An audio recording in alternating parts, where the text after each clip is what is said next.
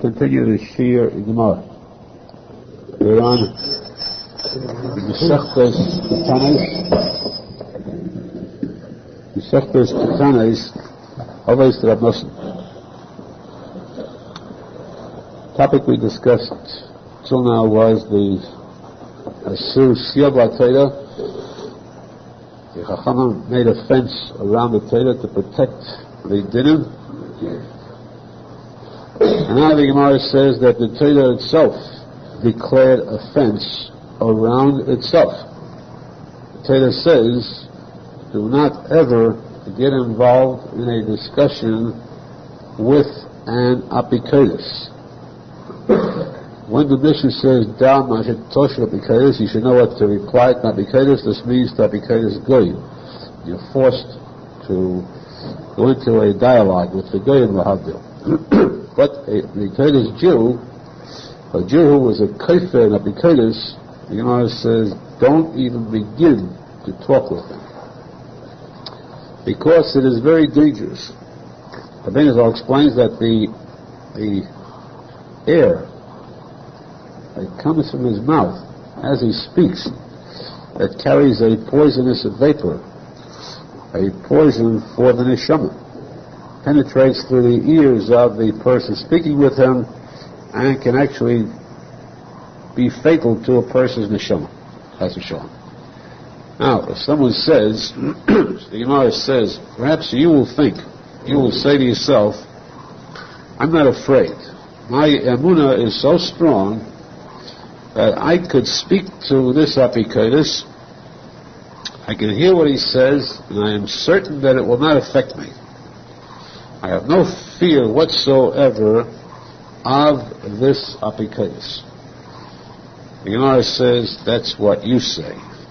Asus Yogla Torah, the Torah made a fence around itself and said, no matter what you think or what you say, you are not permitted to discuss religion or faith with an atheist, no matter how strong you are, no matter how wise you are, because of the warning, Kol bo'eha lo yeshuvon. Anybody who enters into this topic will not return. That person is going to his doom. It's what is termed as a one-way ticket to Gehenna. So, as strong as you think your faith is, or as wise as you think your knowledge is in this topic, knowledge of faith, you know how to reply to these apikosim, you cannot come out unscathed. You will be harmed, you will be burned. Now, of course, you'll find there are certain people who spend all their time, there are certain organizations who devote their time, dedicate themselves to saving, to rescuing the victims from missionaries and so forth. They go into discussions on this topic, and they seem to be unharmed. They seem to get stronger. The truth is that these people who are talented, they know something about it, but in fact, the fact is, Kol bo'eha lo yeshuvon. These people themselves, these leaders, these Jewish leaders who deal with this type of dialogue are hurt. They become very much hurt. And if you ever just take a slight glance, never read the discussions, of course, chas v'shalom, you don't read their replies and the questions asked by the kafirim, it is best not to know these things at all. But just a very slight glance, you'll notice the type of language they use, a very pathetic type of language, solicitous type of language, discussing all about the other type of faith. And they show a tremendous knowledge about the faith of the goyim. Who needs that knowledge? They've got to study that to know how to answer, how to reply. Achwano Islam, that type of wisdom we don't want to have any part of. We don't want to know anything about the other types of religions, the other beliefs, the other faiths. And this is how they fall. They think they remain strong, but their minds become filled with that poison about the other faiths. They too become confused. Of course, perhaps it is necessary to have some of those to rescue the few Jews that could be rescued from the tentacles, the clause of these missionaries who destroy, punish Jewish souls, but yet they become victims themselves to a degree. The Gemara tells us very simply, avoid discussions with an epicurus. You cannot come out without a wound, a spiritual wound at least. Most cases, the person literally falls completely, chas v'shalom. Of course, the cry always is, how can you allow a person to be taken in? How can you allow these Jewish victims to be captured by these missionaries? And the answer is very simple. It's not very simple, it's very difficult to those who don't have the true belief in what the Gemara tells us. But simply put, it is that you have to fight to rescue these people. The Gemara says there's a shaila even to break Shabbos. In order to break Shabbos, in order to save a person who's going to become converted by them, chas v'shalom. You want to commit a sin to a degree, to save a Jewish soul, to a degree, but not to get into a discussion on the topic. Save them physically, but to save them by talking, by reasoning, by logic, by debate, that a person should never undertake. You can strike him over the head, drag him back by his long hair, and save him that way.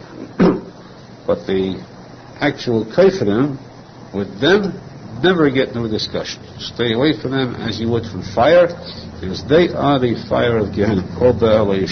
This is the siyog, the fence the Torah places around itself for safety, ashrei to the person who has a munah in the fence as well as the mitzvah itself. The Gemara says further, as we said, the Avos Rav Nosson is based on the Masechta Avos. So there are quoted many times direct quotations from the Masechta Avos. And Avos Rav Nosson goes into these items more in detail. The Mishnah says that you should teach many Talmudim. Establish the yeshiva and see that the number of Talmudim increase. There is a machlekes, a debate on this topic between Beis Shammai and Beis Hillel. Beis Shammai say that when the Mishnah says you should acquire a lot of Talmudim, it means you should be very selective.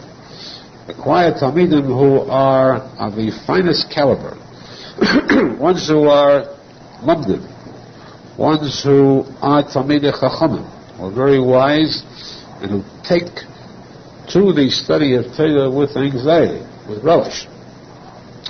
Also, ones that come from a very good background, not ones that come from a bad family background that might spoil the rest of the yeshiva. That way you'll be assured you'll have Talmidim Harbe, many good Talmidim. Beis Hillel, on the other hand, say the contrary. Person should teach Kol Adam, everyone. Do not be selective. Any Talmud who comes, open the door wide and teach him. Talmidim Harbe means many students of all different types, because you never can tell. The fact is, Beis Hillel say there are many Prishim, there are many very evil type of people, great sinners, who became that close, who did teshuva. They were brought close to Hashem through the study of Torah, and through the study of Torah they became tzadikim. And from them came forth generations of tzadikim, chassidim, and kshedim. Therefore, you never can tell if you deprive a person from the study of Torah, you refuse him admission, it may not be just him, it might be children that may come from him who could be bright luminaries on the Jewish horizon. They could become the greatest rebbes, the greatest geonim of the future. You're destroying a chance for a whole new generation. So therefore, Beis Hillel say, Talmidim Harbe means every type of Talmud. You never can tell which one will turn out to be an excellent one. Now, the Gemara states a number of statements by Rabbi Akiva. Remember, Rabbi Akiva was the Talmud Bavly Agodo. Akiva was the Rebbe of Rabbi Shimon ben Yechoizal, Rabbi Meir Balanes. Rabbi Akiva, in his older age, became the Rebbe Rabban Shel Kol Yisrael, Rebbe of all Jews, and the tzadikimis. The only Tana about whom the Medrash says he achieved the wisdom of Moshe Rabbeinu. Only individual that ever lived where it is brought that he had achieved this chachma. The Medrash is there never arose a Navi like Moshe Rabbeinu. Never. But there did arise a chacham like Moshe Rabbeinu, and this was Rabbi Akiva. Now the Gemara selects certain statements by Rabbi Akiva. Akiva says that if a person takes money from tzedakah, even a penny from tzedakah, if he does not need it, but he takes it anyhow, for himself, for whatever reason, he feels very miserly, rather than spend his own money, he may as well take money from the pushkin, the kupa of tzedakah, for himself. If he's not in need of this, then the result is, his penalty will be that he will become that poor, he will have to live on tzedakah money, chas v'shalom. Have to go around collecting, begging for tzedakah. Of course, the din says that if a person, the Gemara tells us if a person is far from home, he doesn't have any money with him, cash, and he has only tzedakah money, he is allowed to use that tzedakah money for himself.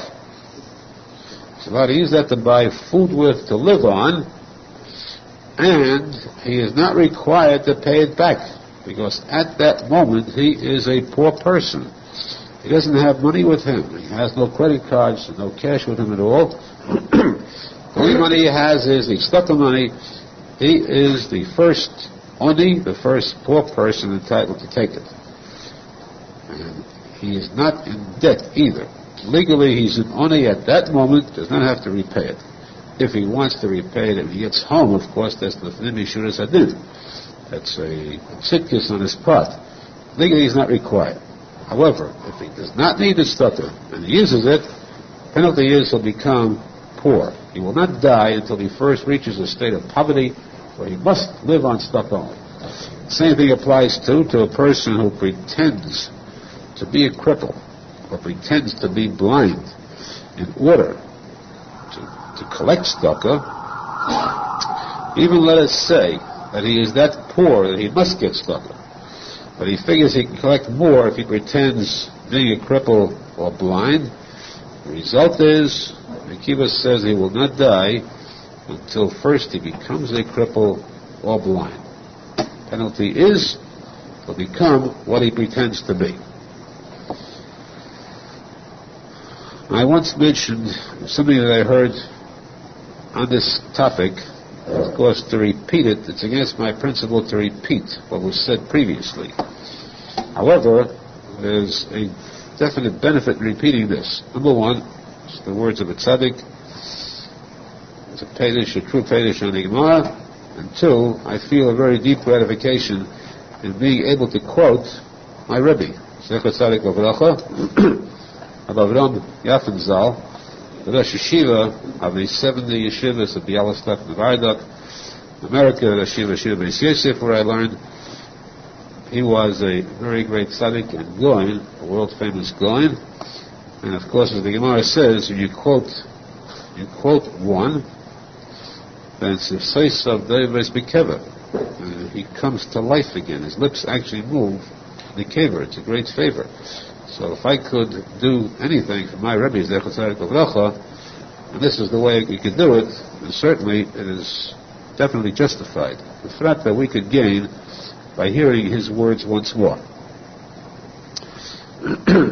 He brought up the question, since the Gemara says that a person who pretends to be a cripple or blind in order to collect tzedakah, then that which he pretends to be is what he will become.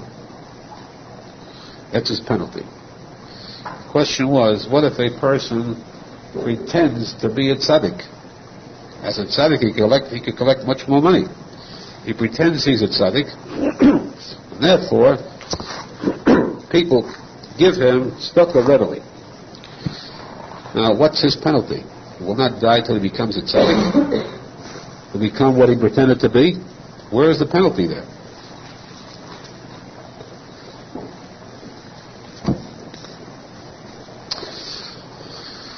So he quoted Rabbi Rosenfeld quoted Rabbi Arizal. We gave the teretz to this. He said the answer is, in a case like that, he will not die until he becomes a tzaddik, true, in his own mind. Until then, he used this as a pretense. He pretended he was a tzaddik, but knew that he was nothing. However, the worst penalty will be that he'll reach a point where he'll actually believe himself to be a tzaddik. But he will think he's a tzaddik. That's the worst fate that could befall a person. Because then, imagine thinking he's a tzaddik, he will never dream of doing teshuva, or of attempting to learn, or of attempting to be nichna, subdued to another person who's greater than himself. That's the worst fate that could befall anyone. This would be his penalty. These are the words by Arizal, and of course, this is all part of what the Yaakov said. He was a person who makes himself, pretends to be something. The penalty is that what he pretends to be is what he will become, wherever it will do him the most harm. And therefore, naturally, a person should know that the first midah of all, first characteristic, first important midah is emes. First words of the Torah, Rishus Bora Likim, say the Tevis or emes. First topic by Rabbi Arizal in the Sefer Hamidah is emes. The seal of Hashem. The name of Hashem is emes. A person should avoid sheker as he would avoid trying to be repelled by Hashem. Hashem finds one who speaks lies as repulsive, chas v'shalom. So, if one wants to be close to Hashem, he must first adopt a truth as his living motto, as his guide in life. Never deviate from the truth, no matter how difficult it is. And of course, it is very difficult at times. But the ultimate reward for it is priceless. He then can join the yeshiva of heaven. To live with emes throughout, especially that we are close to the tzaddik emes.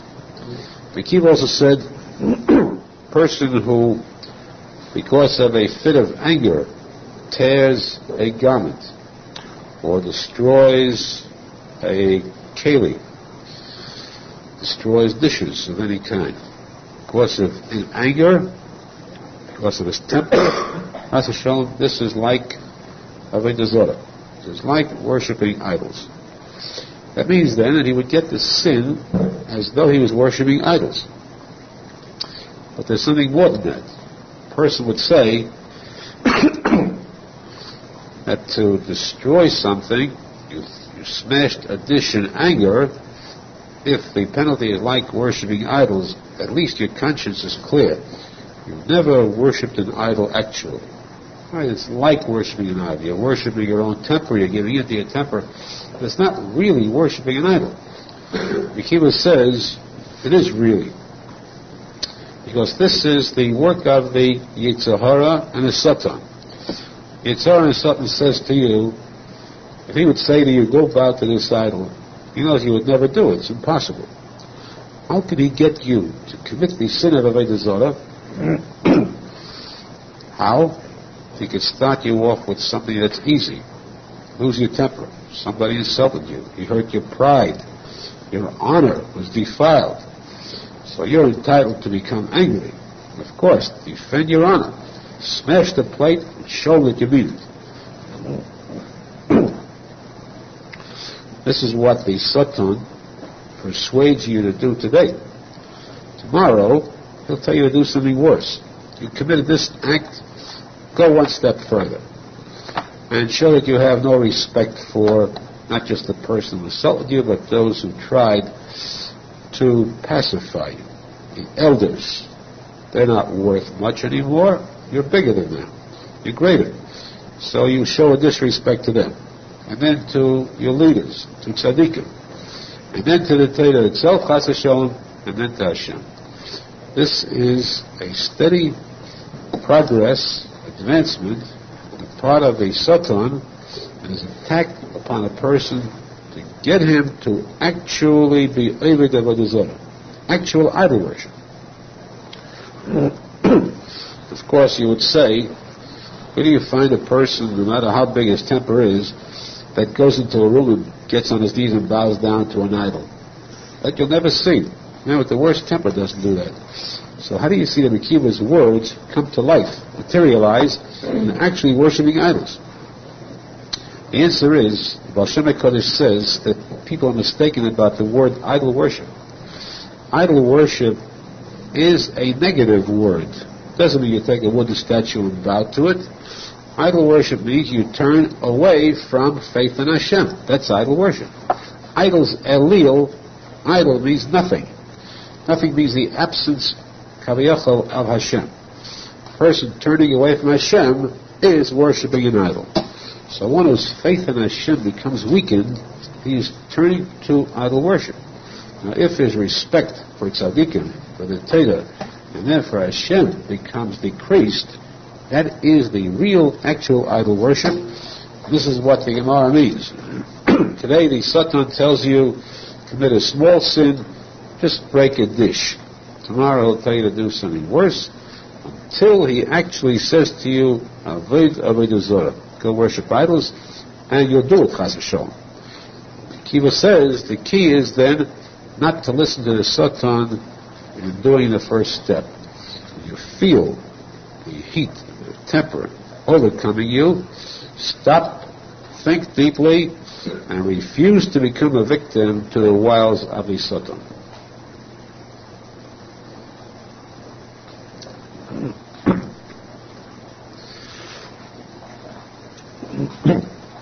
Rikiva says further, there are some people, or any person, who plans evil for someone else. And generally, he falls into his own trap without even having to take part, without even having to be active in this plan. For example, a person who becomes tired of a wife, a nagging wife, and he feels that continuing to live with this wife is more than he cares to bear. Now, he does not feel right in divorcing her because it might place him in a wrong light. It might destroy his social status, becoming divorced. So he looks forward to, he hopes that his wife will depart this world peacefully. He looks forward to becoming sick. Whenever he hears a coughing or sneezing, then his hopes are raised, and he tries to inject in her the fact that she's very ill and she's getting worse, until, of course, many times the motive is he married a woman who's rich and whose money he does not control, or whom he will inherit if she dies. He looks forward to his wife dying and inheriting her. Or he married a woman and he realized afterwards that his father-in-law had kept her sister hidden. She has a sister who's much nicer than she is. If he had had a choice, he would have married a sister. Now, he cannot divorce her and marry a sister because that's one of the laws of the Torah. You cannot marry your wife's sister as long as your wife is alive, even if you divorce her. So this, again, he looks forward to his wife leaving, departing, and then he can marry a sister. Or, worse still, someone desires someone else's wife. He hopes and prays for that man to die so he can marry that man's wife. These are all evil thoughts. And Akiva says, no. You should know that the result of all these cases is that this person who's looking forward to the death of his wife or someone else's wife, the fact is they will outlive him. He will die first, because he who digs a pit to trap someone else ultimately falls into his own trap, and he's destroyed by his own doing. So his hopes for others to die result in his own dying first. Again, of course, the lesson is, you got a wife who's not that good, live with it. Struggle. But don't try to get rid of her because this will be your own doom. Have patience. Eventually, you'll be zecher, na'aseh ezer. She becomes good. Eventually she'll become good. In your eyes, she'll turn very good. You'll live happily ever after. But don't get any wrong ideas. Akiva says further, this is found in the Gemara, of course, too. In Shas, this din is found, Imam B'Kama, which deals with different types of damage or harm done to a person. A story where a man got into an argument with a woman in the marketplace. They argued, reached the point of violence, and the man tugged at the woman's hair. Now, either he pulled off a sheitel right in the middle of the marketplace, or he undid her hair, he uncovered her hair. He removed her hat, her covering, and a woman's hair, to be uncovered, a married woman, of course, is very much a sinful item against the law.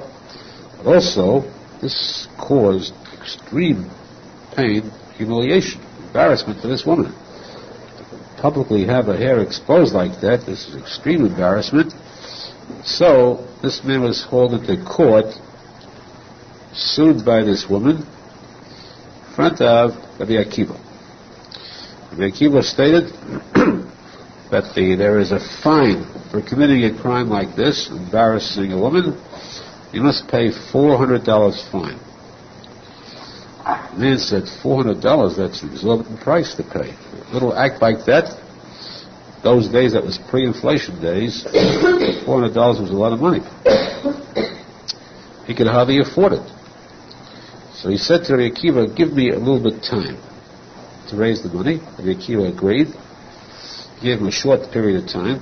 He went out and began to think. He had a friend who was a shrewd character. This friend said to him, I know how to save you from this expense. I can save you the $400. So he said, welcome. What idea do you have? He said, it'll cost you 50 cents.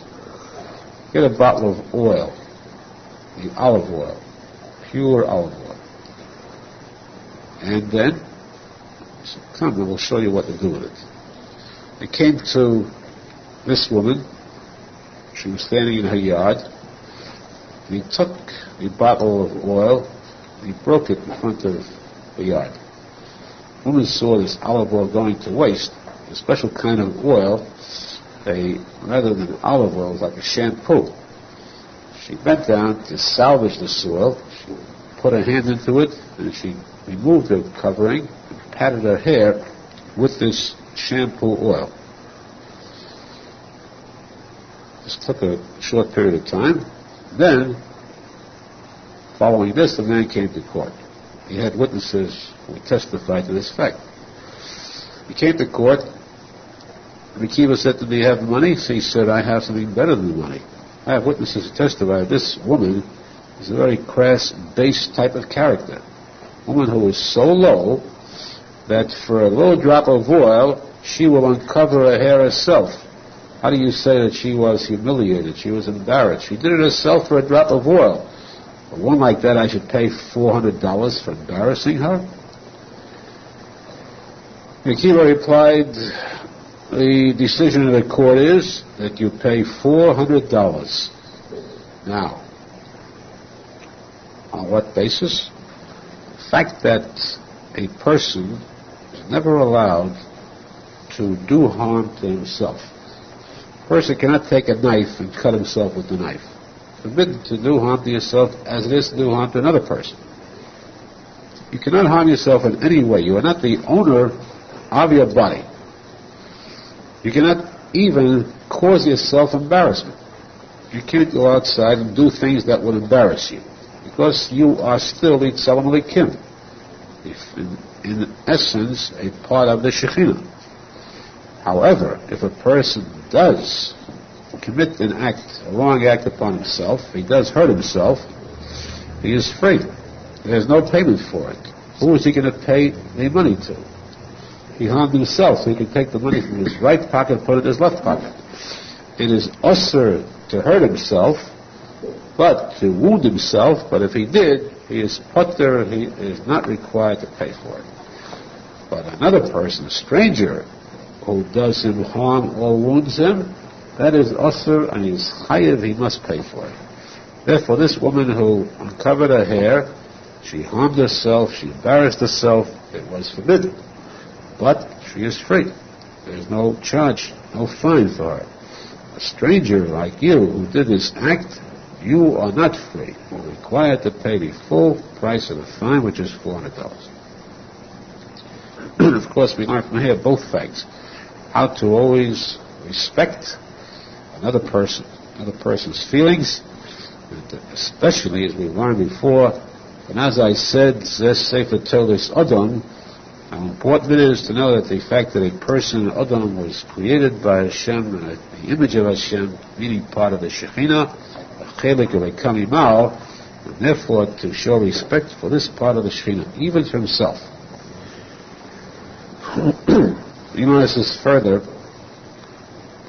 that a person should never stop, should never say, I have completed my requirement, my mission, and I'm through. Number of items. Gemara shows how and why. For one thing, a person has children when he is young. He marries at a young age, and he has a number of children. The requirement for the mitzvah is one son, one daughter.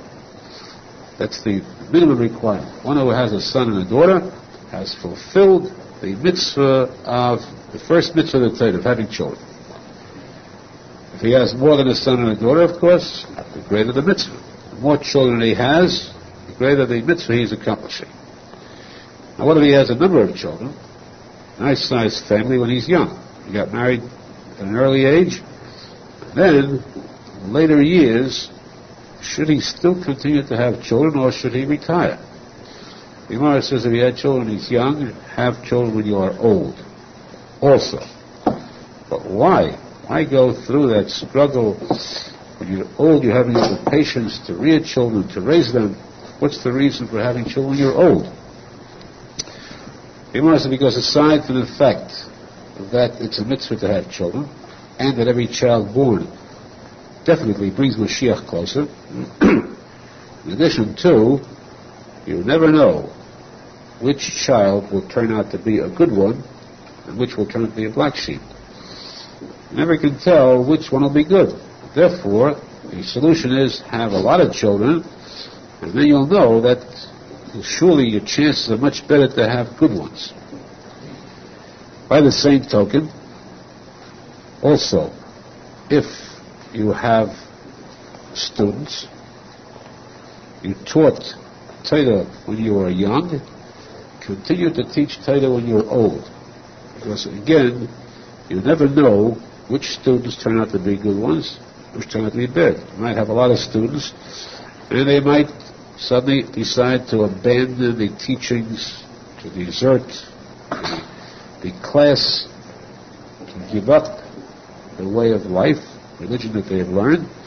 You're left with a complete vacuum. But if you continue to teach, surely among them you'll find good students who remain. So therefore, if you taught Torah when you are young, because a Talmud is like a child in a sense, just like you should have children when you're young, have children when you're old, so too with Talmidim. That way you stand a much better chance of having good children and good Talmidim. Now this we see in the case of Boaz, who married Rus. And he married Rus, and immediately the first thought was to have children. Boaz had 60 children with his first wife. 60 children, surely he had fulfilled the mitzvah.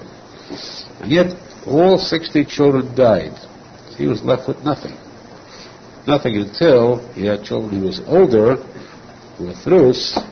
Those children turned out to be not just ones who lived, but also the important ones, because from them his great-grandchild was David HaMelech, and then Mashiach. So therefore we see that as much as a person may have children when he's young, you never can tell. And Boaz stopped right there, he'd have been left with nothing. Even if the children had lived, they would not have been that important as the one child, the child that he had from Rus, from which came forth the Melech and Mashiach. The same thing that Rabbi Akiva, when he was young, comparatively, had many Talmidim. Many. He had 24,000 Talmidim. And these were great Talmidim. Midei Chachamim, tzadikim. Of course, it would seem, retire. You worked hard enough, you raised so many Talmidim, let them go on and carry on by themselves. Why continue to teach? Rabbi Akiva maintained the same pace. He did not retire, he did not decrease his hours of teaching. The result was that his energy paid off. The energy expended paid off, because all 24,000 his Talmidim perished. So he would have been left with nothing to show for all his labors.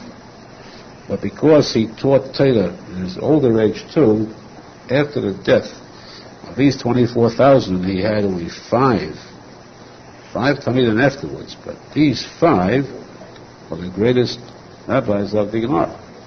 He said the 2 top ones were Rabbi Shimon ben Yechoizal, the author of the Zedek Kodesh, and Rabbi Meir Baal Hanes. Stam Mishnah.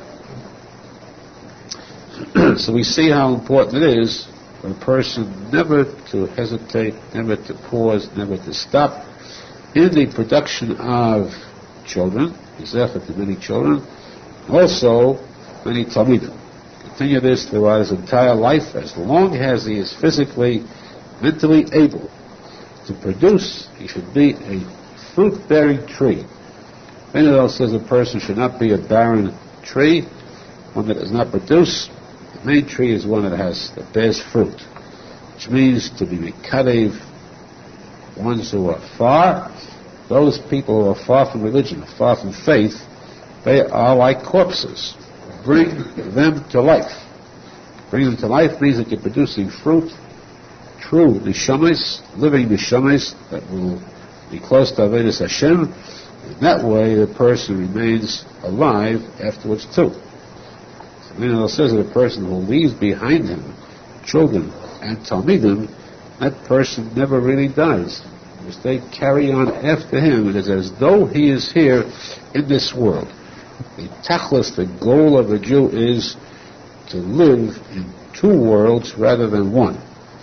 The main thing is a person should be zecher, no matter how big a tzadik he is. If he dies, it goes to Gan Eden. And that's it. He lives in Gan Eden. In glory, he is not a real tzaddik. That's not the goal. The goal is for him to live in this world too, even after he passes away. And that is possible only if he leaves behind him children who will carry on his teachings, especially Talmidim, whom he had taught and injected with knowledge of Torah, who will repeat his teachings, so that even while he is in Gan Eden, the fact they speak, they quote him, this makes him alive in this world simultaneously with being in Gan Eden. As King David said, my desire is to live in the tent of Hashem, the yeshiva of Hashem, in both worlds at the same time. This is by leaving behind him, after him, children and family.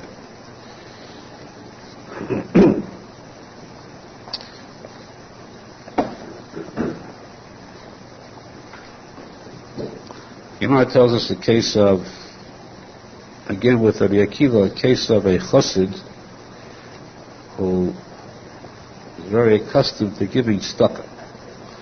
He spent his life, dedicated his life with the mitzvah of tzedakah. He never refused one who asked, and his donations were sizable, according ratio to his wealth. One time, Rabbi Akiva saw this chassid on a ship. He saw it from a distance. Rabbi Akiva saw a storm come up, and this ship was floundering in the sea, and finally the ship sank. The ship sank with all aboard it, so of course it was a very tragic item, especially for this famous chassid who had passed away, seemingly. A short time later, this man came before Rabbi Akiva. He was one of Rabbi Akiva's Talmidim. And Rabbi Akiva, of course, he came in. Rabbi Akiva himself, who witnessed this ship going down, had the problem of going to report this death of this man, this chassid, to his wife, and also to report the fact that he was dead, to enable his wife now to remarry. She should not be an aguna, one who cannot marry. So he came to testify about the death of this man, and while testifying in front of the court that this man had died, the wife could remarry, suddenly this man himself walked in, came into court, like a specter. He looked at him like an apparition, a ghost. And he said, obviously you're alive. Obviously you didn't drown. Everyone in that boat drowned, and you didn't. You tell me who or what rescued you from that storm. The man replied, the tzedakah that I did rescued me. The Akiva asked him, how do you know that it was tzedakah? How could you tell that it was tzedakah that rescued you at a time like that? I mean, in such a storm, and everyone is drowning, how can you tell what the reason is? Of course, you could guess, you could say, tzedakah tatzani mothers. How do you know exactly that it was tzedakah itself? The man said, the fact is that I heard the waves, tremendous, powerful waves around me. I heard the waves speaking. One wave speaking to the other, and one said to the other, let's carry this man up and out of the sea. Because of the tzedakah he did all his life. We are messengers from heaven to rescue this man, let him float upon us, and we'll carry him out, the waves carry him until the shore, and save this man. So the Akiva said, he now spoke to the students of his yeshiva. He said to them, I have a special shear, the mitzvah of tzedakah. The posek says, tzedakah tatzani mothers. Tzedakah saves a person from death. Now we'd have to say this cannot be taken literally because people give tzedakah and they still die. So what we would say is that tzedakah saves a person from misa mishuna, from a horrible kind of death. At least the person will die a natural death. However, obviously, in many cases, tzedakah will actually save a person even from a normal death. It will prolong a person's life. You've seen that in many cases in the Torah. Because of tzedakah, a person's life was prolonged. But notice, there is a hint to this from the posek. The posek says, Shlach lachmacha al pnei hamayim. Cast your bread upon the waters, which means give tzedakah, and then you will find you'll find that the dividends will come back. What is meant by this posek? Cast your bread on the waters. This teaches us that this posek will someday come true. Cast your bread, give tzedakah, and on the waters, the mayim, the yamim, and the seas, the stormy seas, you'll find your tzedakah there. Because here's a man who was al pnei hamayim. He was thrown into the waters of the sea, and there was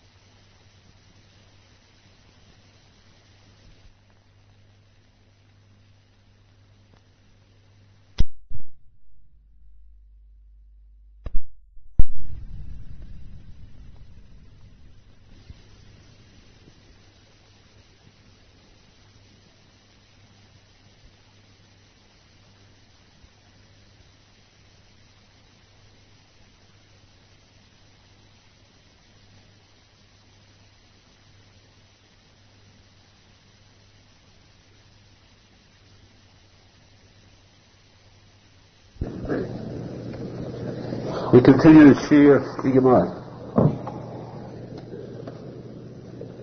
We continue the Gemara Avos to Rav Nosson, which is a Gemara based on Pirkei Avos. This Gemara, which is called one of the Mesechtas Ketanis, one of the small Gemaras, not included in the regular Shas, regular number of Gemaras of Shas, still it is a Gemara by the same Tanoim as the other Gemaras. We do find a number of stories here in this Gemara, these Gemaras that are repeated from the regular large Gemaras. We may have had these before. It pays to repeat them again because there is no such thing as any piece of Gemara or even a story without a Chiddush. As we'll note, there are certain Chiddushim here which, even though we've had these stories previously, are definitely worth repeating for the sake of the Chiddushim alone. The Gemara tells us now about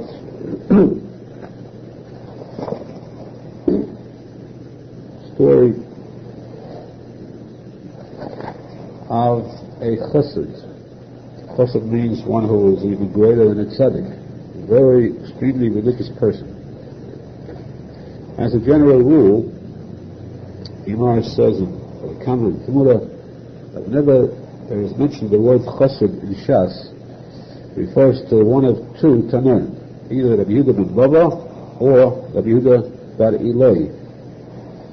Those two were noted as being the Chassidim, Chassid Stam. Just the word Chassid then referred to one of these two Tanoim, both with the name Rabbi Yehuda. So we find later on that it's shown Rabbi Yehuda HaChassid, one of the Bali traces, Rabbi Yehuda HaChassid, because also the word Chassid generally applied to one Rabbi Yehuda. In this case, it is accepted by most that this deals with Rabbi Yehuda bar Ilai, because we're speaking here about a chassid who was very poor, very impoverished. As the Gemara tells us in Sanhedrin, Yehuda bar Ilai was so poor that he barely had enough for himself, for one of either himself or his wife, as far as clothing went. They had one coat they had to share. Or the Talmidim too were so poor together with him they had to share a blanket, a covering. So the story is told here in the Gemara, as is found also in the Gemara in Berachos, that one time, Erev Rosh Hashanah, it's before Yom Tov. Hashanah is a Yom Tov, a major holiday, where it's a mitzvah to have a Sudas Yom Tov. Erev Rosh Hashanah, he had one coin, a silver coin, enough to buy the Yom Tov meal with. And this was just before Rosh Hashanah began. And before he had a chance to go out and purchase food, an oni came to the door, a poor person came to the door to beg for money, for a handout for Yom Tov. He took out the silver coin and gave it to the oni, and he was left with nothing. But a little later on, before evening, his wife came to him to ask him for money to buy food with. She knew he had this silver coin, and he said he was sorry, he regretted that he could not give her anything, but he already gave it to one who probably needed more than they did. It's understood that his wife was a very charitable soul too. The wife of this great tzadik herself too was very religious, but it was more than she could take. To go into the yenter of the Rosh Hashanah without any food at all on the table, this broke her spirit. So this caused an argument between the two. And Yehuda ben Chassid, Yehuda, in order to avoid arguing further with his wife, especially Rosh Hashanah, it's a long time to get in an argument. That's the day of judgment. Any words that are wrong can be held against the person, especially on that day. If that machlekes, which is fire of the Satan himself, that on Shabbos and Yom. In order to avoid further machlekes, he either left home that night, and also to have peace, of course. So he went to the cemetery to rest there, to lie there, to sleep there. Of course, there it's very peaceful. There he wouldn't hear screams of his wife or criticism of any kind. He'd have a peaceful night. Of course, the Mefarshim asked the question that this is Rosh Hashanah night, time again, Hadin, the day of judgment, time of judgment, if that's for a tzaddik emes, to whom this is like in Kippur. He is judged now for the entire 10 days. Tzaddik emes is sealed on Rosh Hashanah, the first night of Rosh Hashanah. And that's why our custom is, the first night of Rosh Hashanah, we greeted a Jew, we say, L'shana tova tikosev, L'sei chosein. We are done with kavschus, because we judge each person as being a tzaddik, we say, may you be sealed tonight. The very first night of Hashanah, you be sealed in the book of life. The person who has done others the kavschus is himself judged also for the good in heaven. So, therefore, this was the night of judgment. Right? And the person is supposed to be as pure as possible. The most tummy place in the world, the most impure place, the place of tumah, is the place of the dead. How is it possible to conceive that the Yehuda would go to the Beis HaKvoros to rest there, a place which is so tummy that a kohen can never go anywhere near it, and to rest there on the night of Rosh Hashanah? What logical reason could there be for that? Very remote from a possibility, it would seem. The answer is that he went there. Going there was not in a sense of purity or tumah or even to seek peace. Going there was in the sense of true hisbodedus. Hisbodedus from self, meditation, or hisbodedus, to think deeply, to think about the tachlis of a person. This is called, Arizal calls it zikoron b'kedusha. The holiest thought the person can have is thoughts of death. Why? Because if a person thinks of life, he'll think of material benefits, he'll think of tivus, of physical desires, physical gains. But if a person thinks of death, he'll think only of ruchnius. Death means this life is gone, it's worthless. So what is important for the future life? Teshuva. Teshuva, teda, tefillah, ruchnius. This is what the Hebrews' motive was. To go there, where the only thought could be was of the tachlis. This night especially, he wanted to think of tachlis. So there was no question of tumah. He was not a kohen. There was no possible question of tumah involved. It was the greatest tahara, greatest purity possible, purest of thoughts. Now, because of the mitzvah of tzedakah, let's not forget that he sacrificed everything he had for the sake of the greatest mitzvah in the world, mitzvah of tzedakah. Because of that, he now was given an opportunity, in a miracle sense, to be repaid, to receive wealth. The Gemara says, give tzedakah, you become wealthy. Give maisa, you become wealthy. Give a tenth of your income. If a person gives more than a tenth, of course, there is that much more dividends. Now there came to him this opportunity from heaven to become wealthy that night. That night the opportunity came to him. He selected a spot between two graves, and it happened that these two graves were the graves of two young girls. Two girls that one of them had passed away while they were young. One of them was the daughter of a neighbor. But the mikveh, seems by coincidence or the shkocha from heaven, he lay between these two graves, lying on the ground. He was able to hear voices. Now this, of course, is not something for any person to attempt. You press your ear to the ground in any grave, you'll hear nothing. You might hear the squeaking sound of the worms as they indulge, but you will not hear any voices, though it is a fact that Nasan is a fact that that silence in the graveyard is only above ground.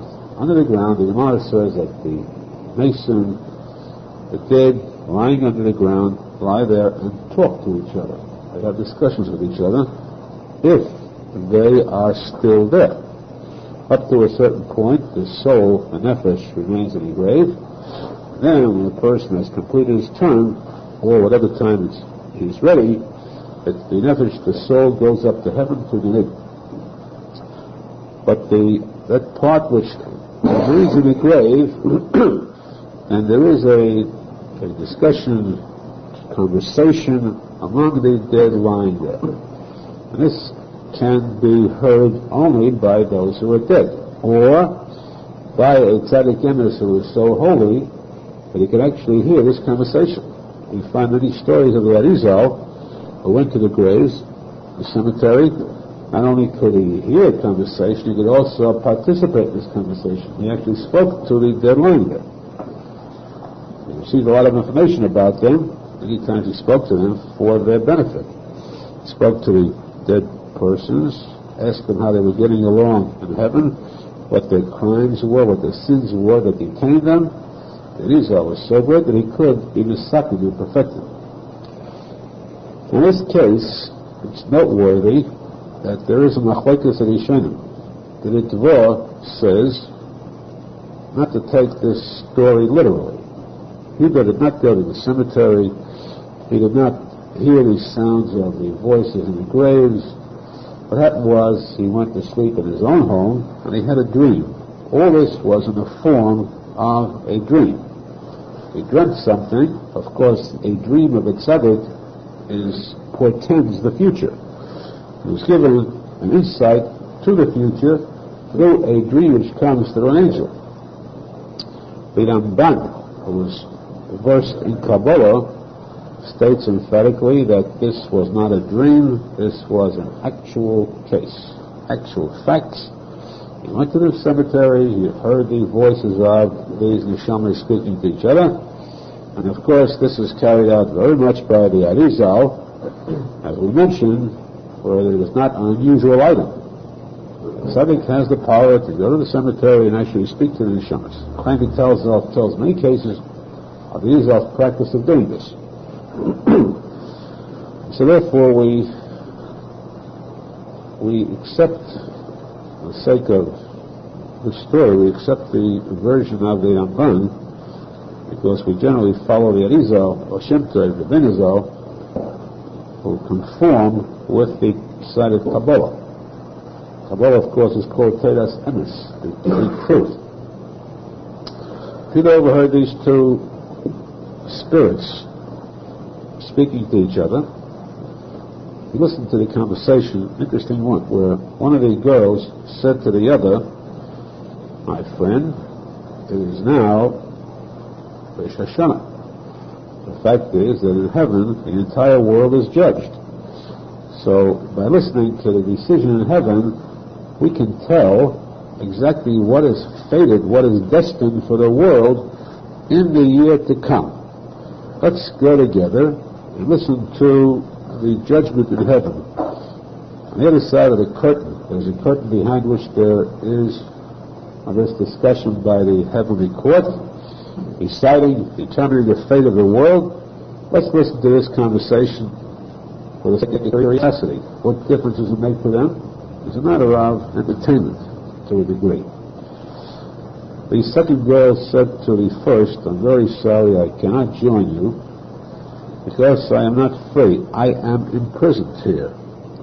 I am buried in a coffin that is solid, and as long as the coffin is solid, as long as the coffin has not deteriorated, decayed, is rotted away completely, the body itself will not decay. As long as the body remains whole, the soul remains imprisoned. As soon as the soul rids itself of the body, and then the soul is free to rise up and go to heaven. Since the body is buried in a very tightly sealed coffin, and the soul too is imprisoned. And this, of course, the Gemara mentions this, is a very stern warning to those, especially in our time now.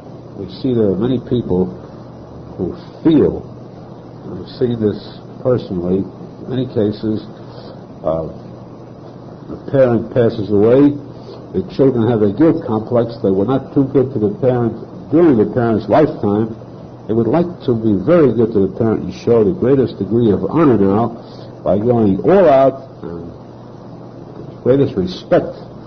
At the funeral, buying a very special oak wood coffin, or perhaps even bronze, and show a token of their respect to the parent by burying the parent in this special solid oak coffin.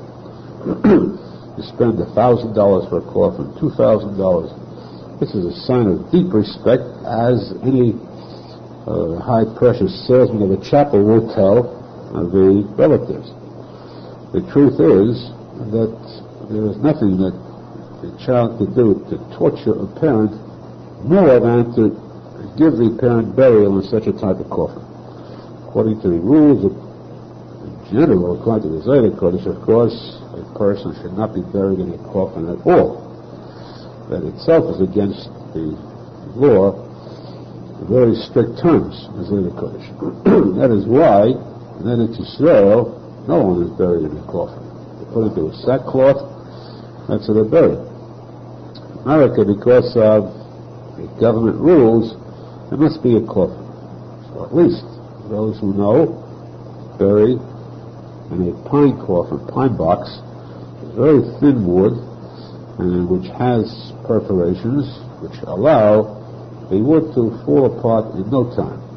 In a matter of a couple of days, the wood has decayed, giving the neshama a chance to become free, because of the fact that once the wood is decayed, the body too can decay also, can be eaten away. Allow the worms to enter into the coffin and to feast on the body. This sounds very gruesome. It sounds gruesome.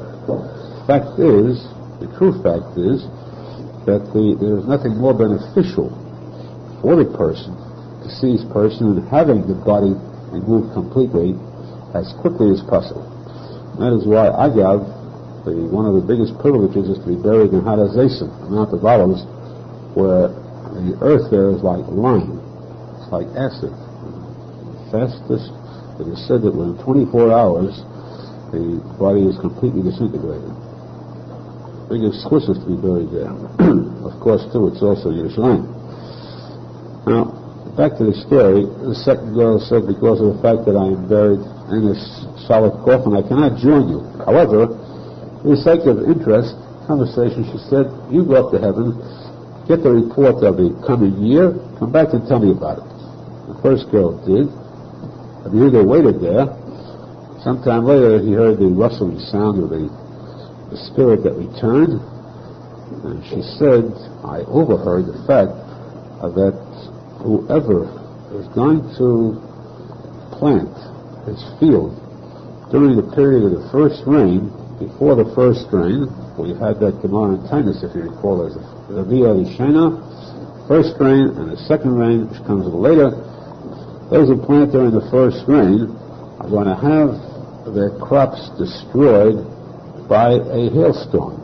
Because this hailstorm will come up just around the time of the second rain. Now, when a person plants, at the very beginning, what grows is very soft.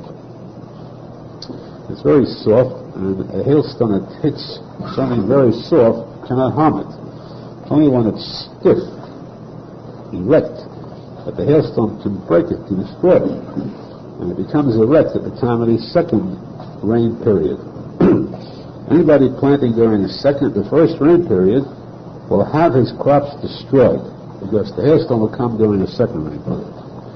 There are two kinds of catastrophes for a field. It's either makas borod, plague of hailstones, or shidafin, which is a windstorm. A windstorm, a blasting wind, that destroys only the crops when they are very soft, its very inception.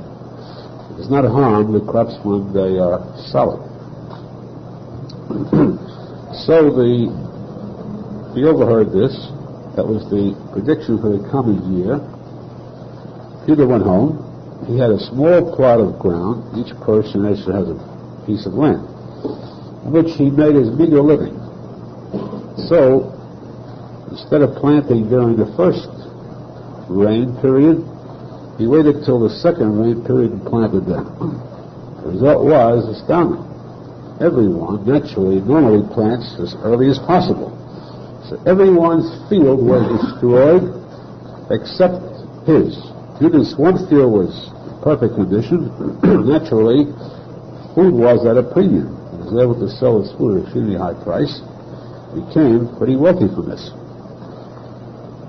But of course, it was taken, no one suspected anything behind it. They figured he had been tardy, been late in planting, and that is why it was a matter of good fortune that he came out successful while others had failed so miserably. The following year, on Rosh Hashanah, he decided to go back to the same place. He figured that there's a good well of information there, perhaps he can find out more. He came back to the same place, he lay there, and sure enough, after a few minutes, he overheard the same conversation. First girl said to the second, "My friend, let us rise up, go to the heavenly court, and let's overhear what is destined for the people for the coming year." The second one said, "I told you I was imprisoned, and the coffin is so solid that I am still imprisoned after a full year's time. There's still no hope for me. But you go, please, and return and let me know," as a conversation piece. First one left. A short while later, she came back, and she said, "I overheard that whoever plants at the second rain season will have their crops destroyed, because there's going to be a windstorm, that will destroy all the crops that are fresh, that are soft. It will destroy the seed, the pollen." Peter left. He came home, and naturally, everyone who was afraid of what happened the year before waited with their planting. Peter planted immediately during the first rain period. He was the only one to do so. Second ones waited till the second rain period. Then they planted. The windstorm came up. Everyone's crops were destroyed again, except that of Rabbi Yehuda. Again, of course, this brought him great wealth. Now, not great wealth. His field wasn't that big, but he had something comfortable to live on now. But of course, he now was confronted with the normal, insatiable curiosity of a woman. His wife, who was very suspicious, said to him, "You know something. This wasn't coincidence. How did you know last year to wait and plant the second rain period, and this year you knew to plant in the first rain period? Don't tell me this happened that way, because I know you better." And of course he tried to evade answering, but that is impossible. There's no way for anybody to escape a wife's interminable questioning, harassing, even the best of wives. So Vida finally was forced, against his will, to reveal to her the entire story. She was not shocked. She knew of his greatness, knew that the story was a true one, and she heard this, accepted it, and that was it. However, a short time later, her neighbor came in. They got into a conversation. They got into an argument, as women generally do, and of course the insults began to fly. His wife said to the neighbor, "You can't afford to talk. You are so cruel. You have your daughter buried in a solid coffin. She's imprisoned there for years." She threw this insult at the neighbor, and that was it. The next Rosh Hashanah, Judah went again to the cemetery to receive further information, giving a tip on the stock market. And he lay there. He heard the first one saying to the second, "Let's go up to find out about the future." The second one said, "Let me alone. That's enough out of you." The first one asked, "What did I say? Why are you so unreasonable? What are you so angry about?" The second one said, "Because our conversations have apparently been overheard by the living. I know, I could feel, I've sensed. This is important too. Here's a case of one who is in prison, yet there is this contact with the living. She sensed the fact that her mother was hurt over the conversation that took place between these two spirits." The Gemara, of course, says from here we prove that the dead are fully aware of what takes place with the living, especially the relatives, are very much concerned with the survivors' relations on earth. Here we see the Gemara tells us, the Gemara notifies us of a number of items. Primarily, of course, the most important item here is the point of this story, and even aside from other ones that brought out the other Gemara brachas, here the Gemara brings out the point that tzedakah is so great. If a person invests in tzedakah, and then he will find himself wealthy, despite the fact that the whole world can be suffering. The one who gives tzedakah to a high degree, as was in this case, he gave the last of what he had, is blessed for a long period of time. Imagine that one silver coin, the dividends that he derived for a number of years. A couple of years he derived such dividends that repaid him many, many fold. And this, the Gemara says here, is a lesson a person should know. That when you give tzedakah, you're not giving away money, you're not losing the money. You're investing it, and a sure winner. You're going to get back the interest many times over, plus the fact that the principal paid in remains on that person's account in heaven. The bank of heaven retains that money to be paid back when a person gets to Gan Eden. There too he finds that tzedakah tatzim imavis. The main death that tzedakah saves from is the death of Gehenna. The greatest protection, immunization against fire of Gehenna is the mitzvah of tzedakah. A lot of people would understand this, and when it came to giving tzedakah, they would be much more free with the giving. Arizal says that a person could see with his eyes, instead of just having to believe. He could see with his eyes the profit in tzedakah. Every person would run helter-skelter in the middle of the night and give every penny they had in tzedakah, knowing what a rich investment this is. Provided that we could see with our eyes of emunah, faith, as clearly as actually seeing it with our physical eyes. We can't miss tzedakah completely. Gemara says, based on the Mishnah in Pirkei Avos, which says that a person should literally roll in the dust of the feet of Talmidei Chachamim. You have a Talmud Chacham, sit at the Talmud Chacham's feet, and at the dust of his feet, consider that dust as gold dust. Because at the dust of the feet of a tzadik, a Talmud Chacham, you will find great spiritual wealth. You will find words of Torah, you will find advice, how to follow a path that leads to Gan Eden, that leads to eternal life.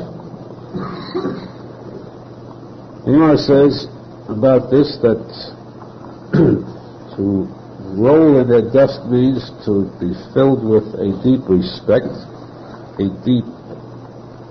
deeply honor these Talmidei Chachamim, and the reward of that is that a person who gives the proper cover to a Talmud Chacham, respect, will be zecher that he will have children who are Talmidei Chachamim. Or, if he has daughters, he's zecher to have sons-in-law who are Talmidei Chachamim. But a person who fears a Talmud Chacham actually has a fear. Es Hashem Elokecha Tira. You must fear Hashem. He has that kind of a fear, awesome fear for a Talmud Chacham or a tzadik. What is the reward for that person? The reward is that that person will himself become a Talmud Chacham. The Gemara says this was the case of Rabbi Akiva. Now, everyone knows this Gemara in Ksubas, Dorim, Yehomis, mentioned a number of times in Shas. The story of Rabbi Akiva's inception, his introduction to Torah, how he became the greatest tzaddik of all time, of all the rabbis of the Gemara, and how he started at such a late age, 40. Until the age of 40, he did not study Torah in depth. At the age of 40, he first began.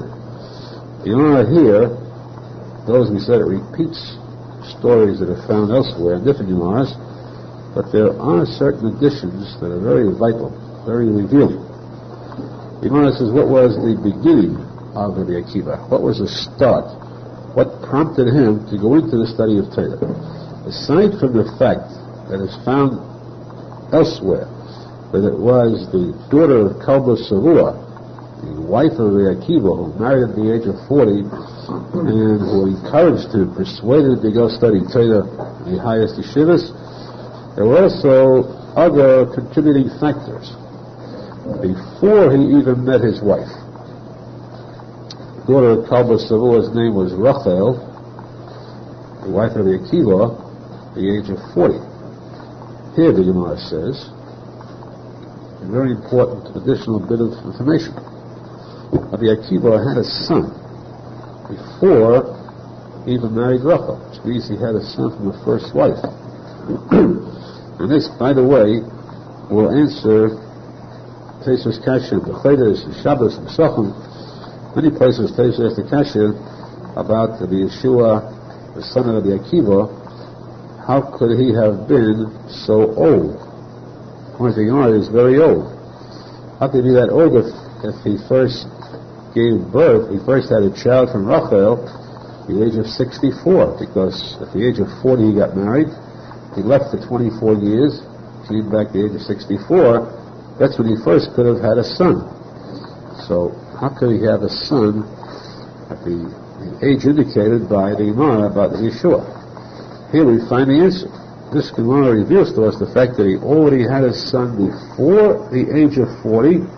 This will fit perfectly into the case of Yeshua, who was very old, and this will answer completely the kasha of Tesis. That kasha of Tesis, not the other one. Other kashas, those who remember, long discussion about Ben Azai and Akiva in reference to that, but that kasha is answered by this revealing fact. Akiva had a son. One day he stood by a stream of water, and he stood there and asked the question, how is it possible I see the stream of water rolling along, and I note that the water, its constant striking against the stone, penetrated through the rock, made a hole through the stream made a hole through a rock. How is that possible? And the others who heard this question, said to Rabbi Akiva, haven't you learned as a posek avonim shicha kumayim that stones can have a hole bored through them by the constant dripping of water on them? There is such a posek in the Torah. Don't you know about it? Which means you should remember that posek, which proves Rabbi Akiva had learned Torah before the age of 40. He was not chas v'sholom a complete Amharitz. He had learned at least Tanakh, Torah Nevi'im Ksub. Rabbi Akiva heard this, and he said in his mind, he made a kal v'chayma. He derived another fact from this. If water, which is soft, you can't strike something with water, it's a soft item, and a rock which is so hard, yet the soft item can bore a hole through a hard item, a solid rock, and surely Torah, which is compared to iron, Barzal, the Torah calls it, Pasuk calls it Barzal, Torah which is like iron, and a heart which is so soft, it's soft flesh, Leiv Basar, and surely Torah should be able to penetrate through a person's heart.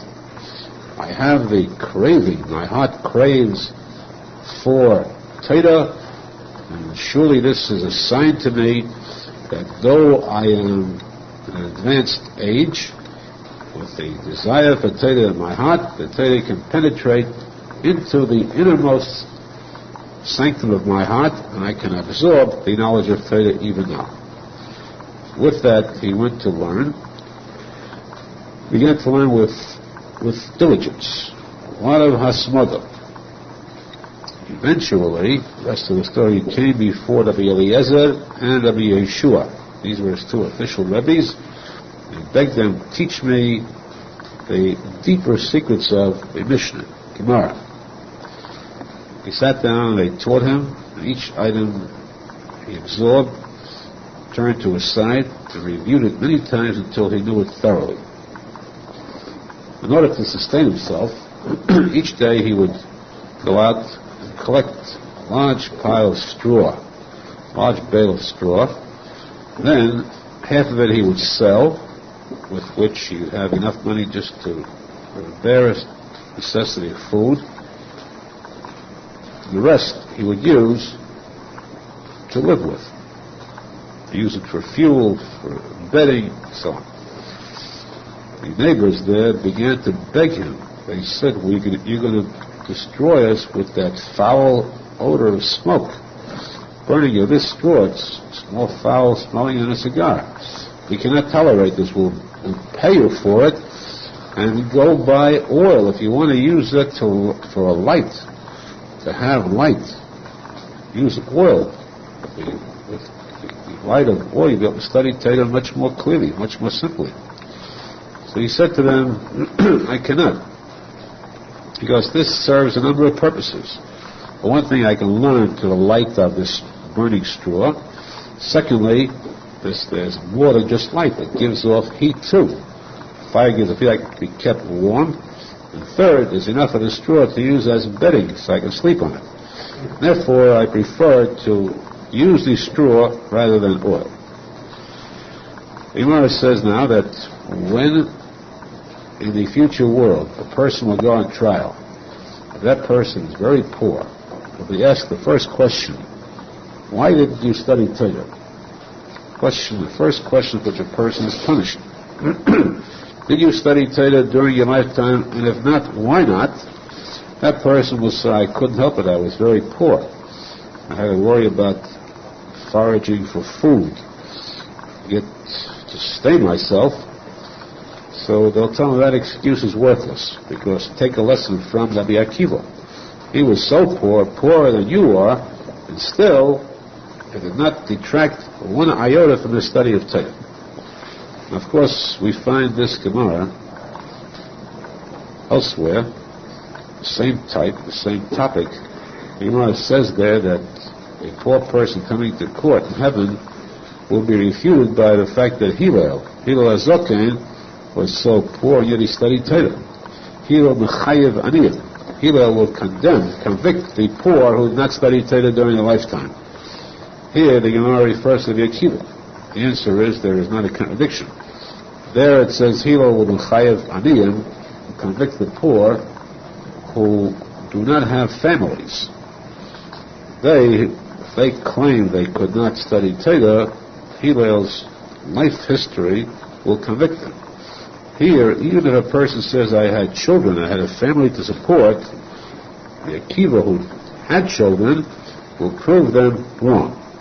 The Akiva Mechayev Aniyim who have children. It says to go to the end of the story much later on, after the Akiva became great and returned as the leading rabbi in the world with 24,000 Talmidim. He became very wealthy. One of the daughters says there were 6 items that made Rabbi Akiva one of the wealthiest persons on earth. And, of course, he showed his appreciation, his gratitude to his wife, Rachel. He bought her a very expensive brooch, solid gold. It's called Zahav. One day his Talmidim, Akiva's Talmidim, said to Rabbi Akiva, you have caused us great anguish and great embarrassment, because our wives say to us, why don't we deserve also such jewelry? Rabbi Akiva bought such a brooch for his wife. We too demand similar treatment. Don't you emulate everything your Rebbe does? In that case, then, why shouldn't this count also? We insist we want gold brooches.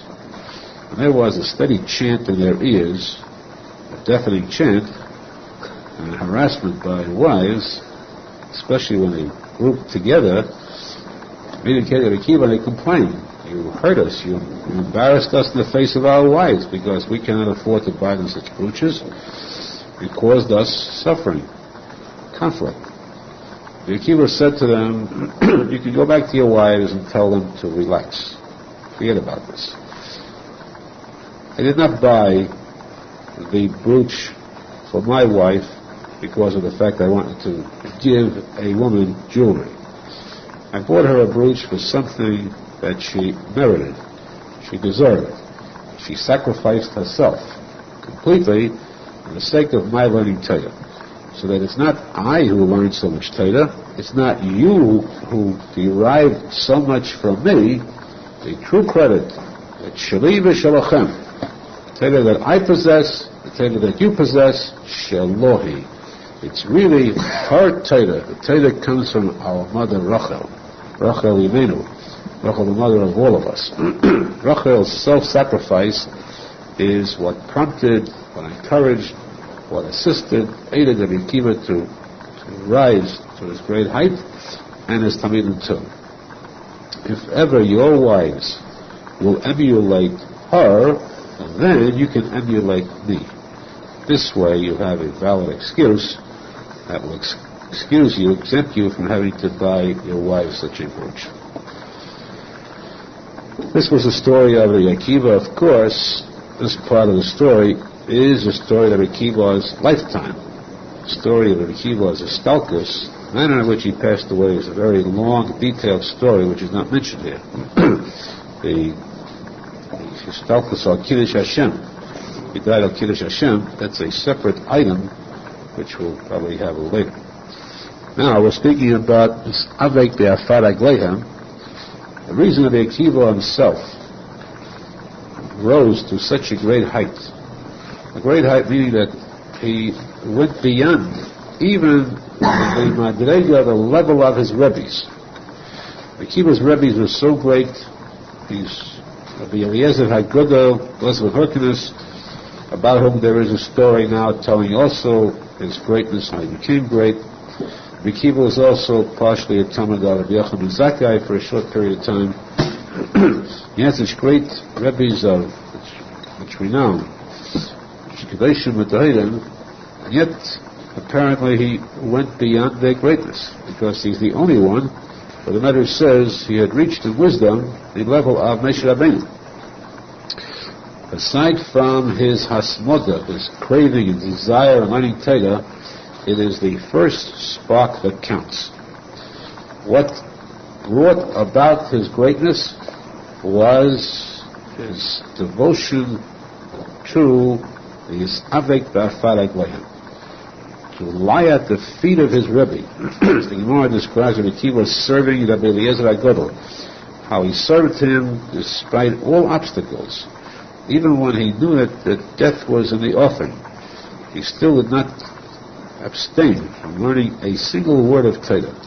His self-sacrifice for the sake of learning Torah, his extreme devotion and ahava and fear and respect for his Rebbe was the core, the root that brought Rabbi Akiva to his greatness. This the Gemara brings out now, and this, of course, is a lesson in what's meant by emunah tzadikim. It's emunah in the Breslov Rebbe. Yeshua, the great Rebbe's that he had, was something that should be emulated by all. We should be zecher, we should strive to learn from this. The true emunah tzadikim, the true ahavas tamidei chachamim, the true yiras tamidei chachamim, and that's a chus. We have that ahava and yira and emunah, we zecher ourselves, perhaps a little, become tamidei chachamim to a degree. At least to study Torah with a greater degree of ahava and hasmada. The schus of this emunah tzadikim, the schus of this avas HaTorah, will surely merit seeing with our eyes the coming